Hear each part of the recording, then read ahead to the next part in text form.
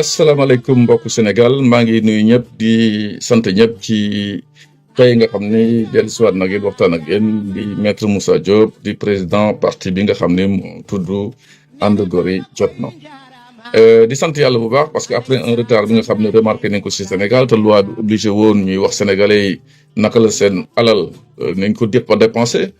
naka la ñu jotee ay ressources fan liñ ko dugal investissement yeeg den beeg foofu mu toll. te loolu mooy obligation du gouvernement et de l'État surtout bu ñuy woote leneen mooy la rupture. Troisième trimestre nag 2024 am na retard ba léegi et premier trimestre également 2025 am na retard ba 23 juin bi nga xam ni bërki démb la le gouvernement après un élan bu xam ni qui s'explique pas mujj na jël décision publier les rapports d'exécution budgétaire. li ñu ciy gën a ràññee mooy à part ce retard bi nga xam ni c'est quand même un acte anormal de gestion. Les ressources ou bien da war a déclarer certaines choses à date due boo ko passé ñoom ay fiscalistes yi comme man xam nañu c'est la taxation des fiscs qui te tarif exclusivement en matière d'impôt. Là également en tant qu'un gouvernement de fiscalistes aussi xam nañu l'heure c'est l'heure et les Sénégalais gis nañ ni dépassent nañ beaucoup d'argent te xamuñ ni mu demee. Gis nañu également que pour le premier trimestre 2025 loolu aussi foog ñu daan ko noter ko ci li nga xam ni rapport yi génne na ko benn bi mooy des recettes de 1027 milliards environ ont été obtenues par l'administration fiscale surtout le Sénégal impôt yi moom xam nga ne mooy dundal réew mi loolu di leen sant bu baax parce que y a eu un léger effort boo xam ne def nañ ko dans la mobilisation des ressources booy recevoir nag 1027 milliards ci réew boo xam ne nee nañ dañuy saxanal un peu les ressources mooy restriction du train de vie de l'État et des dépenses booy jot 1027 milliards di dépenser ci premier trimestre 2025 une somme de 1419 milliards et quelques loolu y a vraiment un dysfonctionnement et que li ñu doon wax rupture foofu des efforts doivent être faits bu fekkee tamit réew pour mu mën a def de sorte que doomam yi mën a liggéey ñu jël recruter leen ubbi ay chantier c'est ça mooy doxal réew mais bu fekkee ne y a uniquement 2 milliards 64 millions d'investissement dépenses yoo xam ni fàttaliku leen tout a été centralisé chez le premier ministre moom mooy décider mooy buur mooy buum mi et donc tout ce qui a été fait au Sénégal depuis je dis bien février 2024 gisuñu ay investissement et premier trimestre 2025 bi 2 milliards 64 millions rek liñ ci gis te il n'hésite pas su leen neexee jël 5 milliards jox ko seen ay militants neen indemnisation ou assistance vous savez sans jaar par la voie judiciaire loolu yëpp xam nañ ko bu seen soxalee ñu jël 8 milliards jël ko nee na di koy jënd ay oto ci ay député loolu gëmloo wuñ ko Sénégalais yi li ñu jaayoon Sénégalais yi mooy député yi waruñu leen jox ay oto parce que Sénégal at na ko bu ñu jëlee sax le président de l'Assemblée nationale dafa ne woon matt yi dafa tooy donc kenn mënul def yenn yi mais le comportement aussi dafa war a méngoog say waxu démb loolu moo tax je considère tout simplement que ces actes-là doivent être bannis lit loo diggoon nit ba mu jox la souveraineté bi jox la le pouvoir par un vote boo xam ni sans appel au premier tour war nga respecter sa kàddu et non boo ñëwee di def leneen remarqué nañu aussi les dépenses concernant le traitement et salaire des fonctionnaires yoo xam ni dafa yokk diggante mars 2024 ak aujourd'hui nous sommes au mois de premier trimestre 2025 ci recrutement yi sur dans l'administration dafa yokk te xamuñu fu ñu jaar gisuñu fi ay appel ay concours yoo xam ni consistant pour ñu mën a xam ni lii moo tax ñu yokk loolu gisuñu ko loolu tamit c'est des choses yoo xam ni waxoon nañ ni def fi dàkk ek war a jeex mais on voit que y a une politisation de l'administration et j'allais dire une pacification de l'administration de façon très discrète et ça se reflétera de toute façon sur les chiffres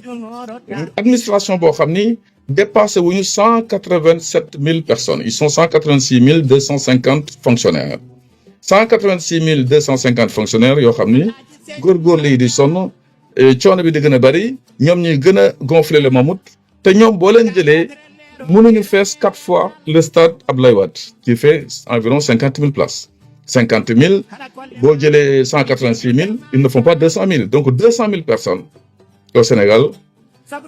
sur 18 millions de Sénégalais ñoom ñooy sànjaafu jël lii di 1471 milliards de salaire waxuma la nag dépenses de fonctionnement yoo xam ni achat de biens et de services ñëwagul ci fonctionnaire uniquement seen salaire presque un tiers du budget national loolu tamit ce sont des choses à regarder et que rupture gisuñu ko foofu et c'est une chose très importante yoo xam ne war nañ ko jóg pour xeex ko gis nañu également que dans ces rapports d'exécution budgétaire gis nañu ni dette bi endettement bi dafa gën a yokk de presque de 43 milliards loolu gis nañ ko les intérêts de la dette ont explosé à la place de 478 milliards ci LFI 2024 bi tey ci LFI 2025 gis nañu dem na ba presque à 822 milliards te loolu yëpp lépp ci ay taux d'intérêt yoo xam ni c'est très élevé ci maturité yoo xam ne dafa gàtt te FMI tourné ñu le dos parce que tout simplement am na état nañ koy gérer c'est pas jël sa mégaphone toog ci mbedd bi ne kër gi lakk na li ñu serviroon de garantie mun nekkatu fi et donc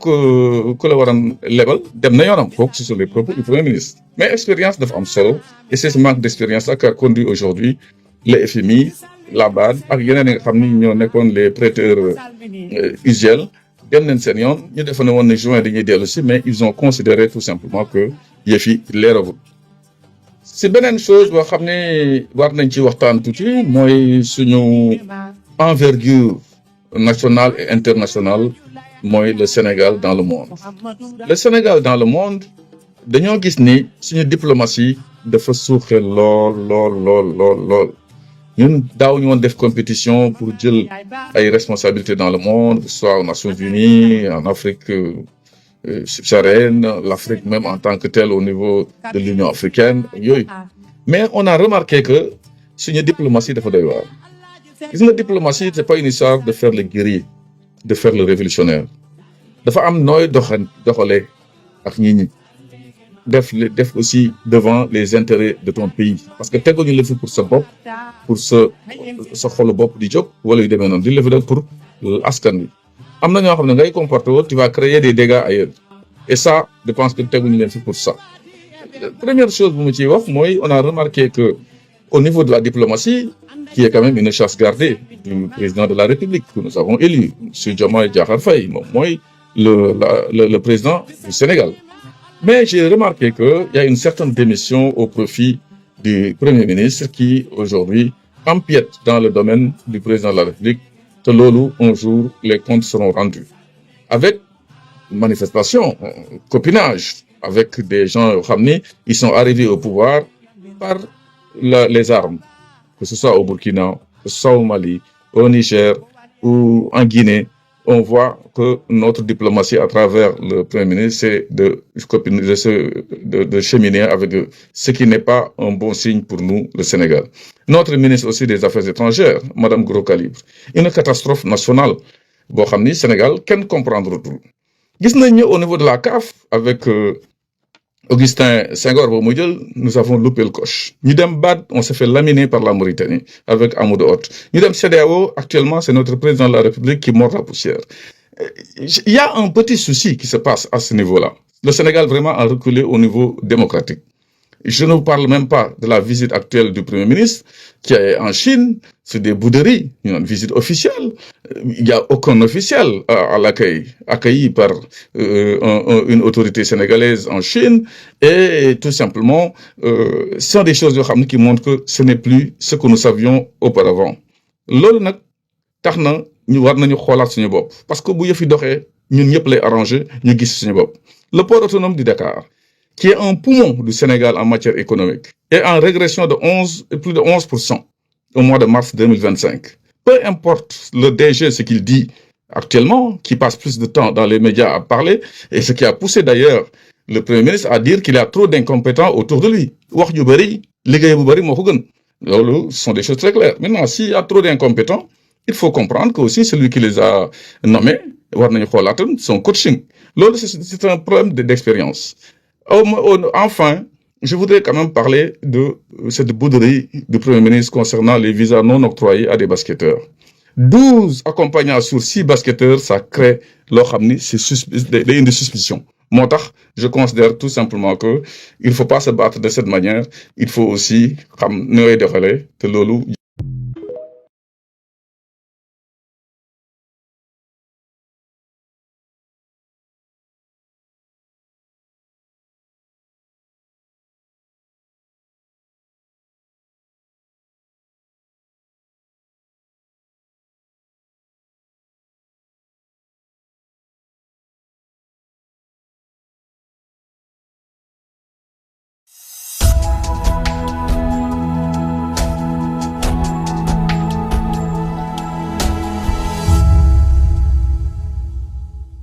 rahmatullahi taala wa barakaatu